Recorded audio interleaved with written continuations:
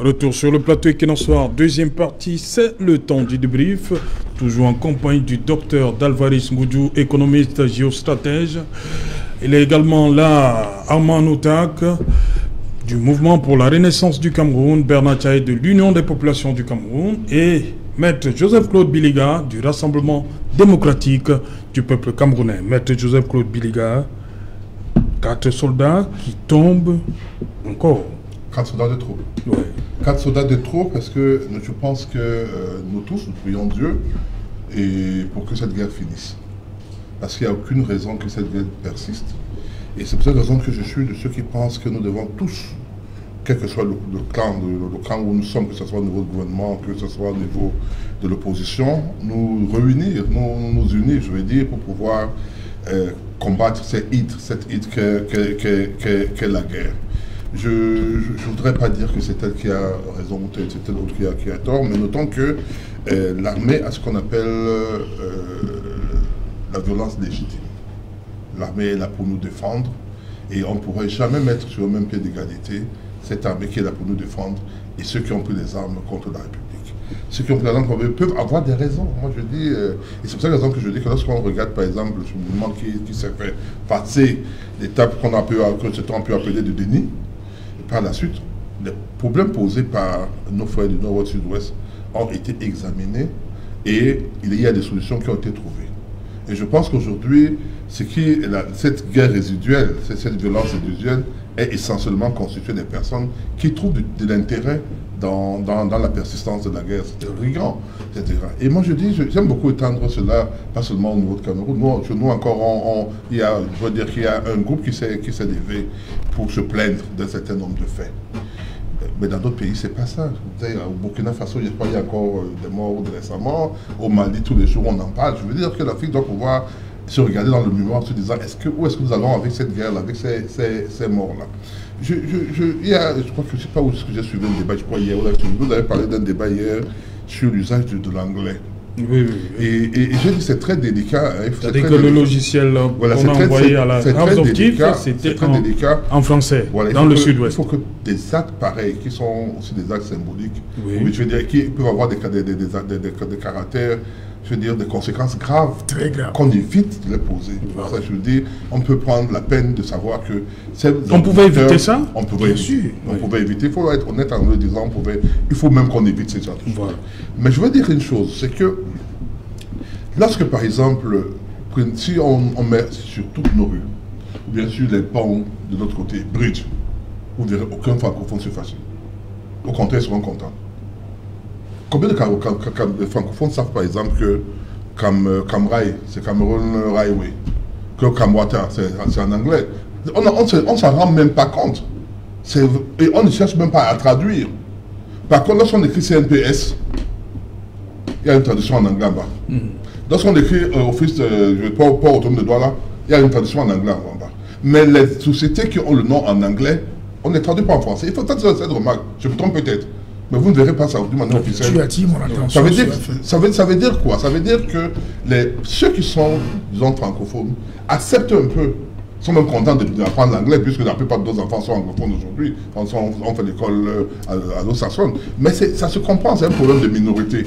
Dès lors que la minorité se sent, à tort ou à raison, marginalisée, un petit geste, un petit mot, franchement, on peut dire ça, un petit acte, peut avoir des conséquences dramatiques. C'est pour cette raison que moi je pense que si c'est vrai que ces ordinateurs, je veux dire, ces trucs qu'on a envoyés qu'on pense à les remplacer. Vraiment, pour moi, c'est logique. Qu'on pense à les remplacer parce que, effectivement, l'autre l'a dit, on a beau être franco-camerounais, c'est-à-dire bilingue, mais on a des zones où parfois il faut tenir compte des réalités. Nous ne sommes pas seulement au Cameroun, j'aime prendre des exemples. Vous arrivez en Belgique, au Royaume de Belgique. Si vous êtes wallon et que vous allez chez les Flamands, vous ne parlerez pas le français. Vous arrivez dans une zone wallonne, je veux des flamandes, qui est germanisante, alors que les wallons sont les francophones. Vous parlez, on ne vous répond pas. Sauf si vous êtes étranger. Quand moi j'arrive, je suis camerounais, c'est que je suis noir. On ne vous répond pas. Or, c'est un pays qui date depuis des milliards d'années. Je veux dire qu'il faut tenir compte de cette réalité. Dans chaque pays, il y a ses réalités. Lorsque vous arrivez au Canada, effectivement, là, c'est pas la même chose. Mais on sait que quand vous êtes au Québec, c'est le français qui est majoritaire. Donc, moi, je pense qu'il faut éviter ce genre de... C'est pour ça que je dis que nous tous, chacun à son niveau, nous devons poser des actes qui concourent à la paix pour éviter qu'il y ait de l'étincelle. Je m'incline sur la mémoire de ces quatre soldats qui sont morts dans l'exercice de pour la défense de notre pays. Et je souhaite que cela ne se reproduise pas. C'est-à-dire que si on peut arriver à un niveau où il n'y aura plus de guerre, qu'il n'y aura plus de morts, que ce soit du côté des sécessionnistes, que ce soit du côté de l'armée ou bien des civils, un mort camerounais est un mort de trop. Amanouta, cette situation, c'est pas la première fois. Hein. Toujours dans le département des Bambutos, c'est pas la première fois que les FDS sont attaqués de la sorte. C'est-à-dire on attaque un poste. D'abord, Serge Alain, je m'incline sur la mémoire des 4 soldats tombés au front.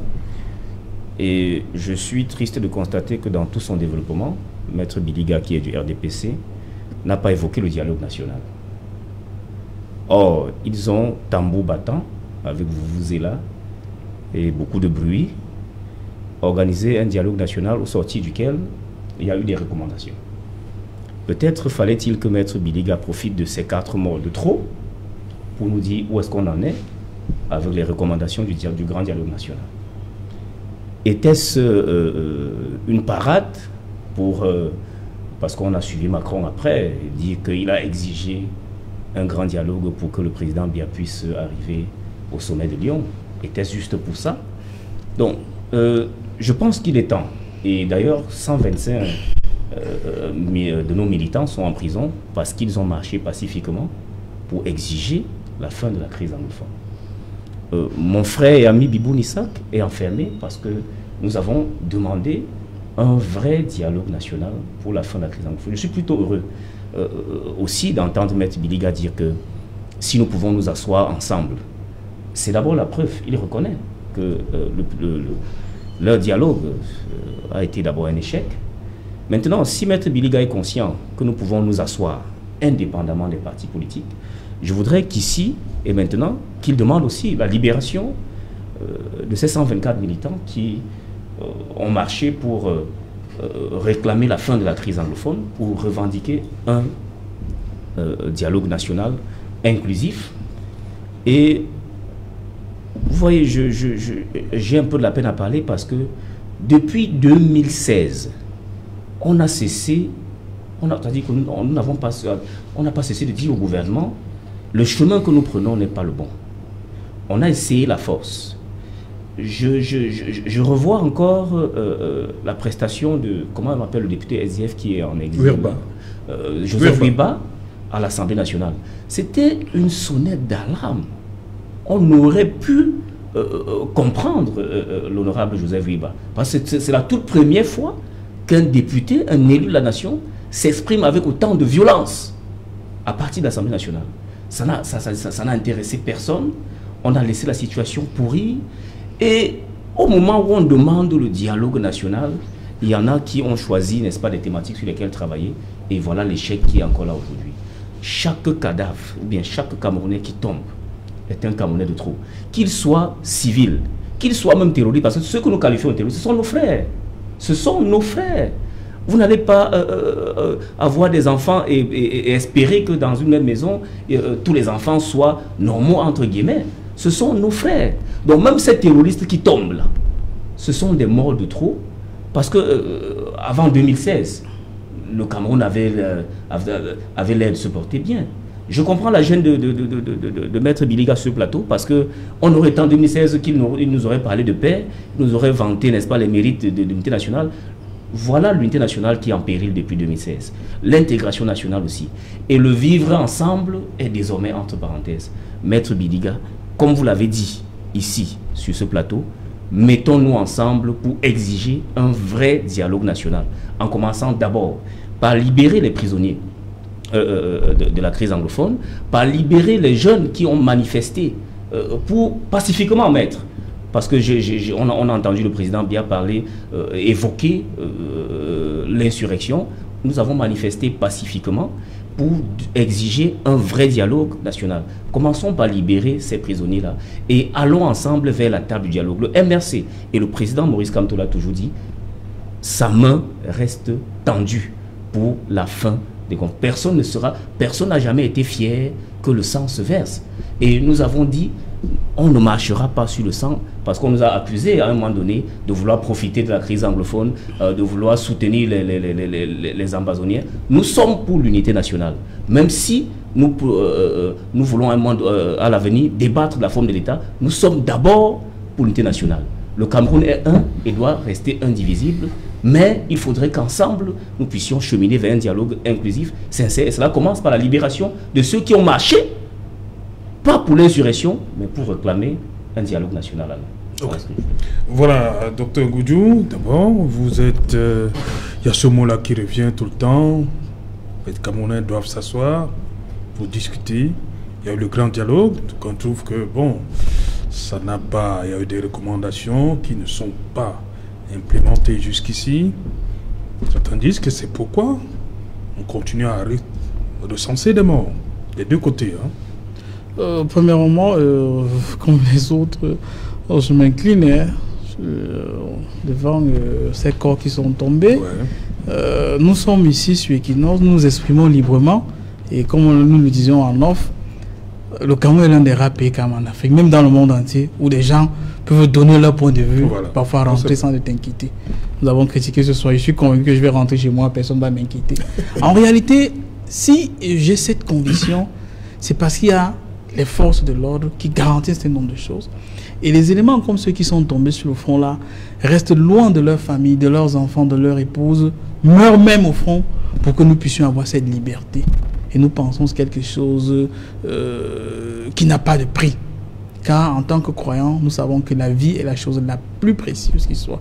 Et quand ces éléments donnent leur vie pour notre sécurité, ils méritent beaucoup plus d'honneur. Maintenant, dans le contexte actuel, je pense, du point de vue tactique, jusqu'à présent, je le dis parce que je connais un peu les éléments liés au commandement, jusqu'à présent, les forces engagées sont encore sur la base défensive.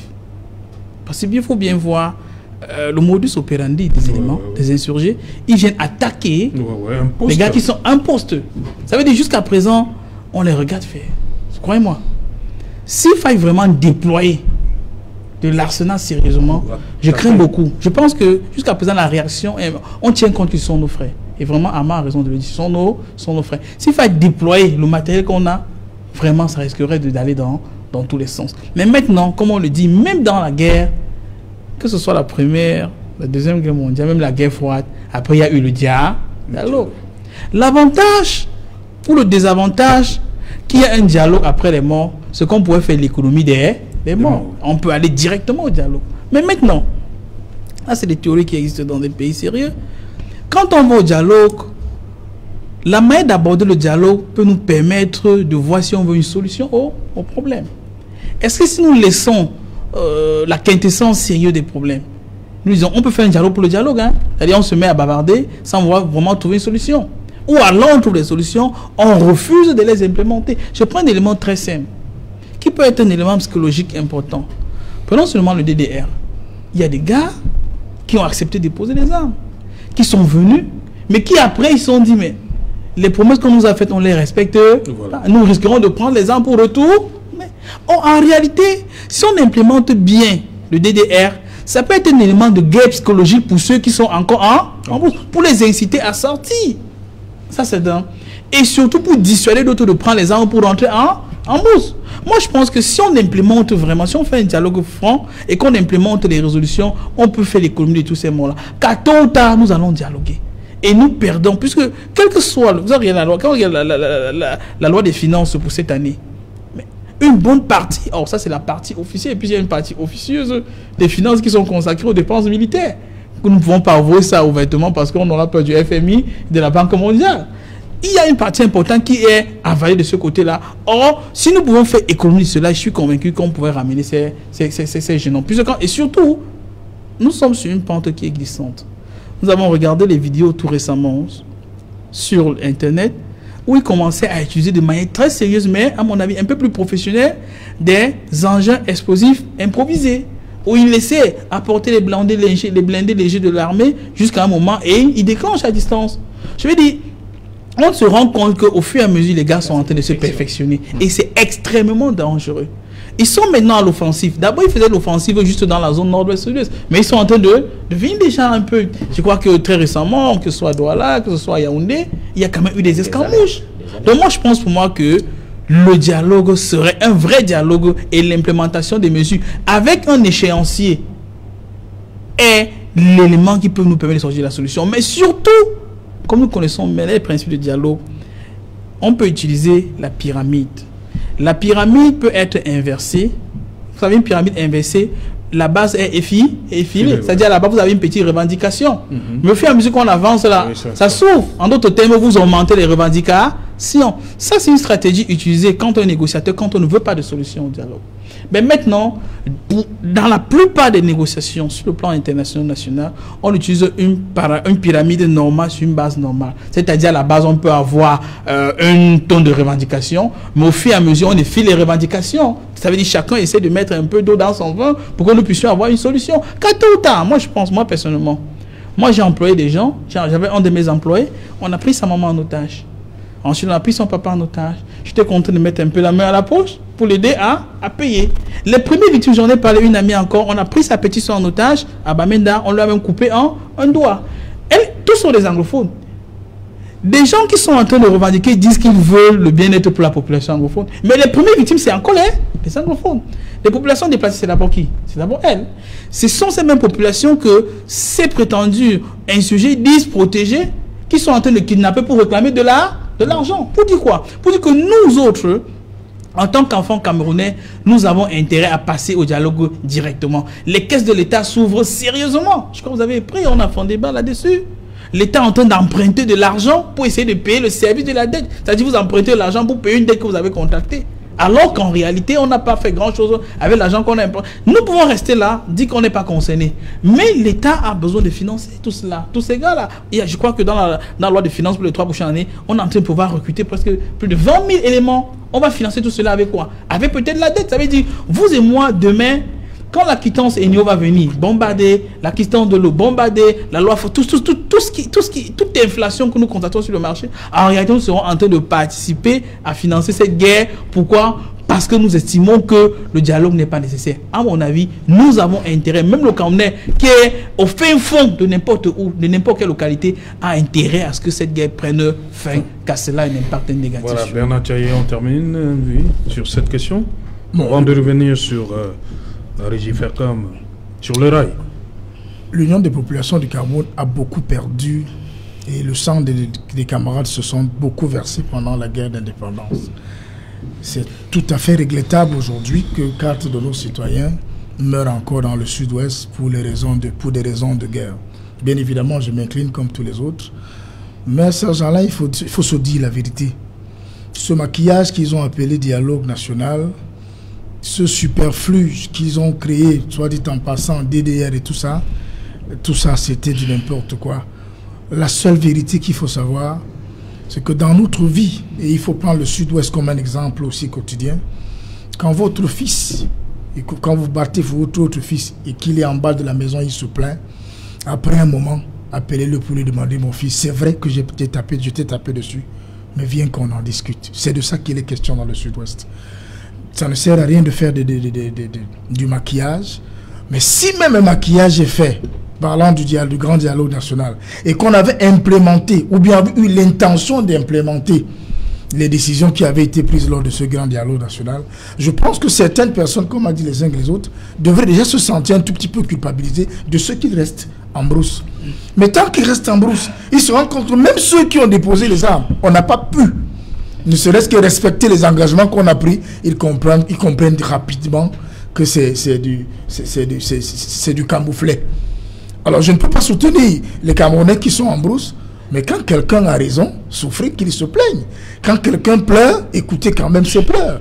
Non, on ne peut pas supporter cette guerre, on ne peut pas l'accepter. Le Cameroun restera bien évidemment indivisible. La forme de l'État pourrait être discutée tôt ou tard, mais il n'en demeure pas moins que le dialogue inclusif impliquant toutes les forces vives du Cameroun autour d'une table pour se poser une question: pourquoi cette guerre, et qu'il faut que cette guerre cesse. Je suis très heureux aujourd'hui de vivre dans un pays où il y a une accalmie. Quand je dis accalmie, on se comprend. Justement. Parce que même tout à l'heure, on vient de montrer les populations de la 3e en train de guerroyer. On vient de présenter à Yaoundé aussi des échauffourées. C'est des faits sociaux qui passent inaperçus. Mais attention, si déjà une population a le courage d'aller parler à un sous-préfet, ça veut dire que demain, ils pourront aller devant un gouverneur et aller devant le ministre. L'autre jour, nous avons appris sur la chaîne de télévision Equinox, que je félicite en passant aussi, que quelqu'un est allé au ministère de la Défense, de la Justice, demander ses comptes au ministre Laurent Esso. Ouais. C'est le début d'un commencement, c'est le début d'une frustration, et frustration plus frustration, ça fera N frustration. Et vraiment, de grâce, je respecte beaucoup mes camarades du RDPC, mais je leur dis, comprenons qu'une fois, on doit s'asseoir pour négocier, pour parler, pour mettre définitivement fin à cette guerre. Et elle passera sûr et certain par l'acceptation des revendications des populations du Nord-Ouest, même si leurs acceptations ne peuvent pas être complètement respectées à 200%, mais il n'en demeure pas moins qu'il faudra reconnaître que nos enfants ont pleuré et qu'on les écoute. Oui, mais on ne peut pas dire une chose et son contraire. Si on veut aller à la paix, on doit tenir un langage de paix. Lorsque vous dites que rien n'a été fait depuis le grand dialogue national, sachant bêtement que ce n'est pas vrai ce que vous dites. Lorsque vous dites que le DDR a échoué, alors qu'on sait qu'il y a beaucoup de personnes qui sont déposées les armes, peut y avoir un ou deux qui ne sont pas satisfaites, mais ça a eu une ou deux personnes qui ne sont pas satisfaites et qui sont rentrées. Mais il y a quand même des gens qui sont satisfaits, il y a des gens qu'on a recrutés, il y a beaucoup de revendications qui ont été faites par nos frères du Nord et du Sud-Ouest qui ont connu des réponses positives et acceptées comme telles. Je vais commencer à les reciter, au niveau de la Cour suprême, au niveau de l'ENAM, la nomination des ministres au niveau des postes régaliens, c'était les revendications des non-frères du Nord-Ouest et du Sud-Ouest. Et la provocation du document que vous avez vous me laissez parler. C'est pour cette raison que je dis... Il s'agit de Mandor, maître. Il s'agit de Mandor. Vous n'allez pas venir parler du common law et des ministres qu'on a nommés, alors que les ministres ont toujours été nommés, maître. Quand nous parlons là de Mandor, et c'est depuis 2016 que ça dure. Peut-être on gagnerait en temps. On gagnerait en temps si maître peut-être nous citait les vrais pans des recommandations du dialogue qui ont été implémentées et qui ont permis l'évolution de la situation. On gagnerait en temps. Pourquoi est-ce qu'on doit nous citer le common law, les ministres qui ont été nommés et tout le reste? Maître, quand même. Messieurs, je suis parfois acteur de cette chose. J'étais à l'époque membre consulaire des avocats. Nous en sommes partis au nord-ouest, je veux dire au sud-ouest. Lorsque les gars réclamaient le fait qu'on ne doit pas faire entrer les huissiers des notaires camerounais, les notaires, parce que là, le système anglo-saxon, dans notre zone du nord-ouest, sud-ouest, les avocats sont en même temps notaires. Et il y a une loi, on était en train de vouloir modifier cette loi pour que ce soit comme chez nous, les francophones, soit tu es avocat, soit tu es notaire. Il y a eu des revendications à ce moment-là. Nous sommes partis là-bas. Ces revendications ont permis que cela ne soit pas appliqué. Donc, faites pas comme... Vous donnez un exemple bien simple. Maintenant, les autres exemples au niveau du grand dialogue national, je crois que tout à l'heure, on parlait de chiffres, c'est-à-dire la décentralisation, la House of Chiefs. C'était l'une des recommandations du grand dialogue national. Et le DDR qui existe, c'est quand même le grand dialogue national. Je ne dis pas que tout est parfait. Mais lorsque vous dites que vous voulez dire que ceux qui font, ceux qui prennent les armes ont encore raison, ça veut dire vous dites, écoutez... Personne n'a jamais dit ça, Serge-Alain. Si vous le dites... Personne n'a jamais dit ça. Je voudrais terminer en disant ceci. Je risque très souvent lorsqu'on dit qu'il faudra qu'on fasse tout le monde sur la table. On est 30 millions de Camerounais. Il y aura 30 millions de Camerounais sur une table. C'est une façon de parler. C'est une façon de parler. Ça veut dire que même Laissez parler. Ne soyez pas désagréable. Moi, je peux être ça va mettre plus désagréable que vous. Moi, c'est mon rôle. Je suis avocat, donc je suis habitué à encaisser et à donner des coups même plus bas. Donc, essayez de dire, il n'y a pas de blague. Il n'y a pas de blague sur le plateau. Je dis, ce que je dis est vrai. Je dis, vous, de MRC, vous plaignez parce que vous n'êtes pas au dialogue, vous n'êtes pas parti au dialogue. On vous a invité, vous n'êtes pas parti. C'est ça le problème.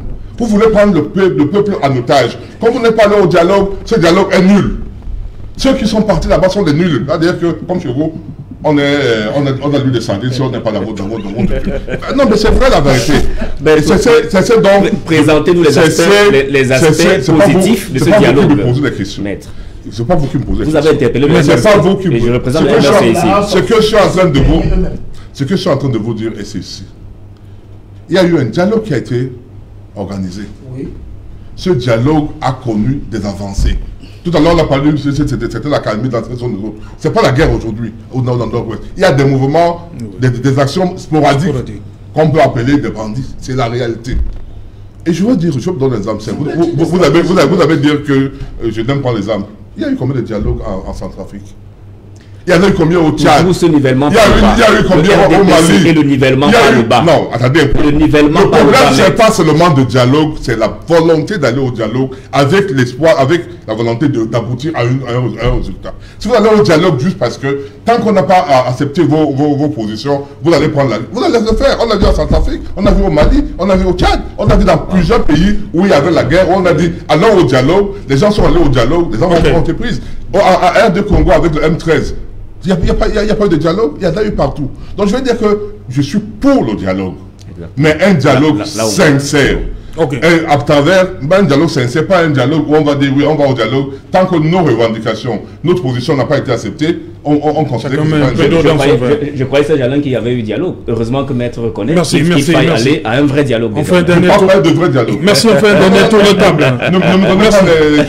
Merci, Maître. On fait un dernier tour de table.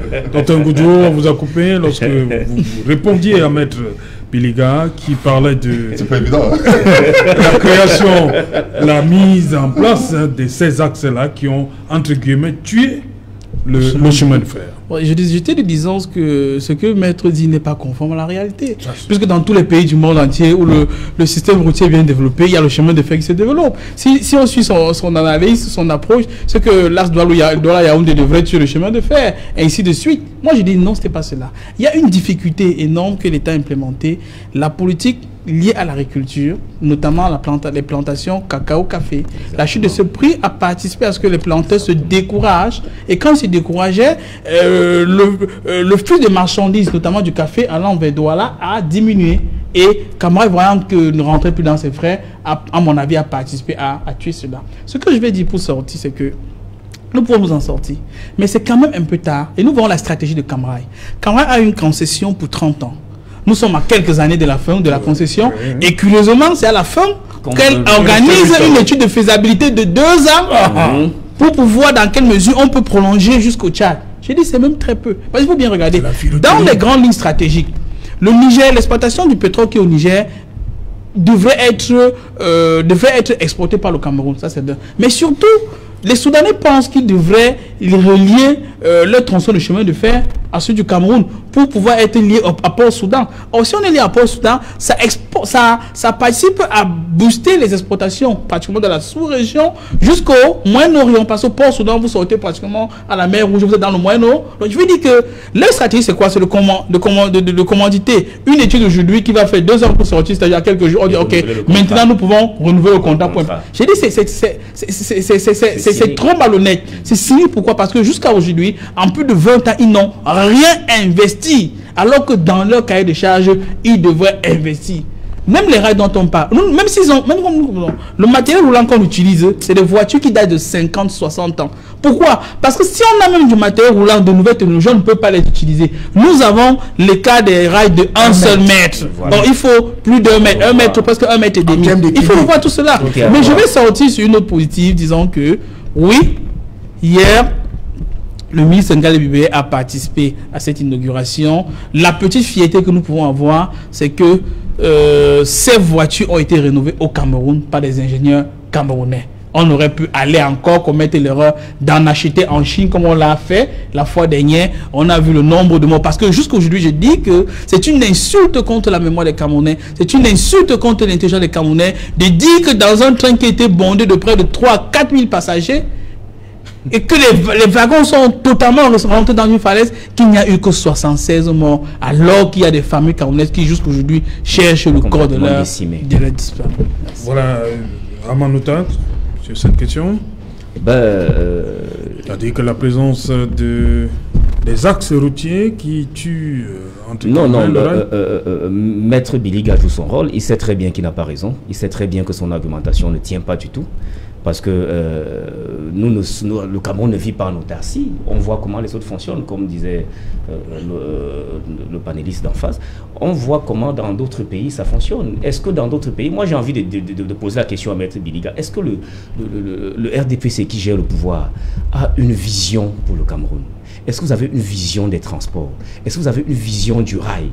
Est-ce que vous pensez, vous imaginez même un de ces 4 matins mettre en place le TGV ou bien, je ne sais pas, mettre sur pied des systèmes modernes de transport comme ce que nous vivons,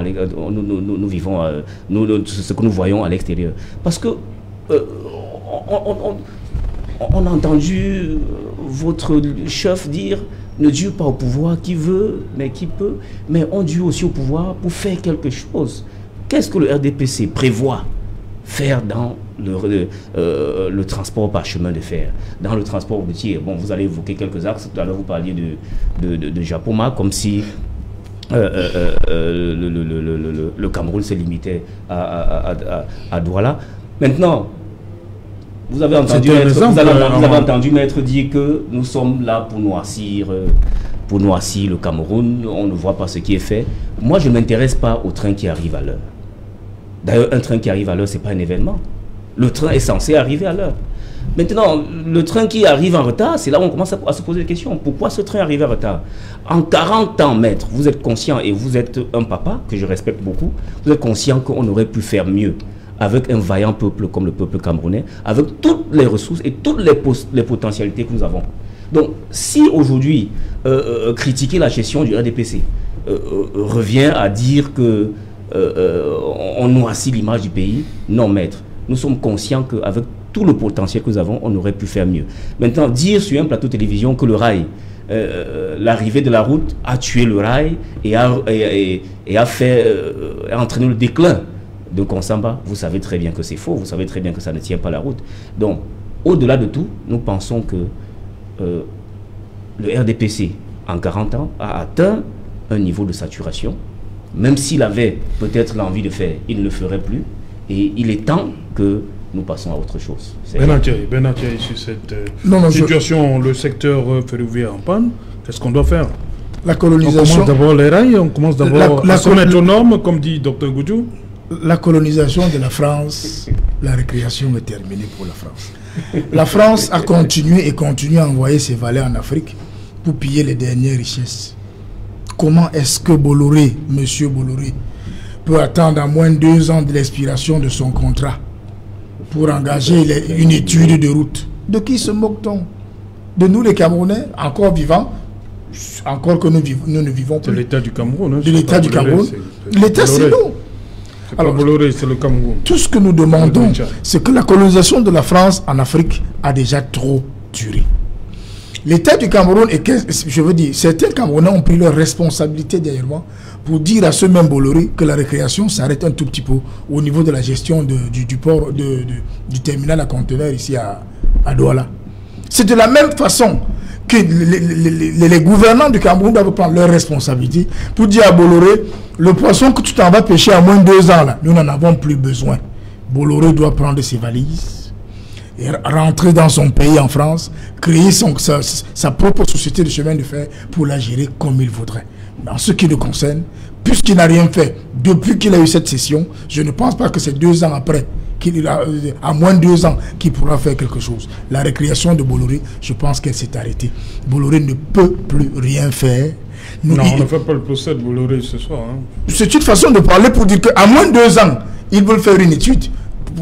C'est l'État du Cameroun. Il est trop tard. il est trop tard, soyons sérieux, il est trop tard. Bon, peut-être Donc, que l'étude aussi ça n'a rien à voir. Ça n'a rien à voir avec Bolloré. C'est deux États. Oui, mais nous pensons que, au vu du non-respect du cahier de charges de la société, l'État devrait se comporter comme un État sérieux, arrêter cette mascarade. Ok. Mettez Bilika. Oui, je pose une question simple. Termine avec vous. Qui peut dire que les différents moyens de transport n'ont pas d'impact l'un sur l'autre? Qui peut dire que le fait que les rails soient, par exemple, qu'il y ait une accessibilité plus facile par la route, n'empêche pas les personnes de prendre les rails, de choisir plutôt la route par rapport aux rails? Qui peut dire que le fait, par exemple, que peut-être aujourd'hui, comme Patron disait, on part à 6 h du matin pour arriver à 9 h, n'aura pas un impact sur l'avion, le caméra, qui par exemple devait venir à 8 h et avec les retards, ne vient pas. Est-ce que demain, si vous êtes sûr que vous prenez votre avion, votre train à 6 h, vous serez à Yaoundé à 9 h, vous allez à l'aéroport prendre un avion qui peut-être ne viendra même pas. Si vous savez que vous pouvez prendre un bus, rentrer à l'intérieur pour arriver à Yaoundé, vous allez prendre votre voiture pour la conduire, c'est pour dire quoi? Pour dire que nos différents moyens de transport ont un impact. Il y a une sorte de concurrence, il peut être une concurrence qui existe entre ces moyens de transport. Et que le fait que l'amélioration de ces moyens-là, des routes par exemple, de réseau routier, peut impacter nécessairement sur le train. Je donne un exemple banal.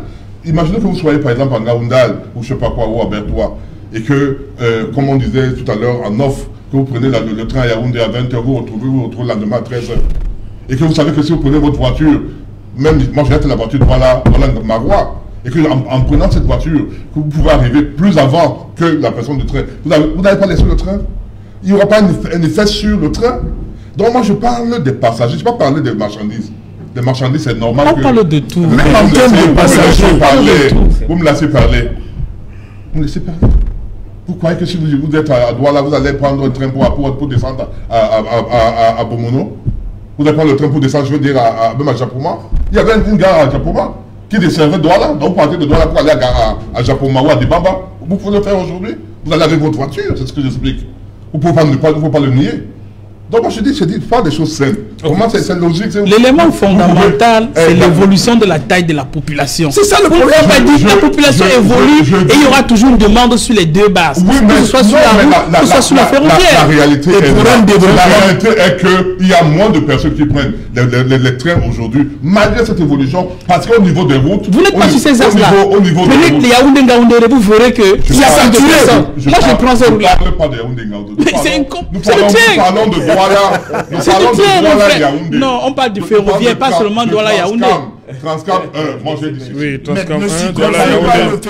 Non, laissez-moi intervenir. Moi je vous ai dit ceci. Je prends un exemple bien précis. S'agissant de notre présence quand nous étions étudiants. Nous partions d'ici à 20 h pour arriver. Ça fait 40 ans, hein? On ne fait pas 40 ans. 81, comme vous l'avez dit, oui, ça fait 40 ans. Mais c'est passé ça. On prend les données factuelles, mon frère. Tout évolue. Non, attendez. Merci. C'est facile de dire que tout évolue. Ce que je veux faire comprendre, c'est que les routes, le train, les avions, le bateau, avant pour aller en France, on prenait le bateau ici pour faire 3 mois. Oui. Aujourd'hui, on prend l'avion. Vous dites qu'il n'y a pas d'impact. Le bateau au niveau de transport de personnel n'a pas perdu. Non, n'a pas perdu puisqu'il a entendu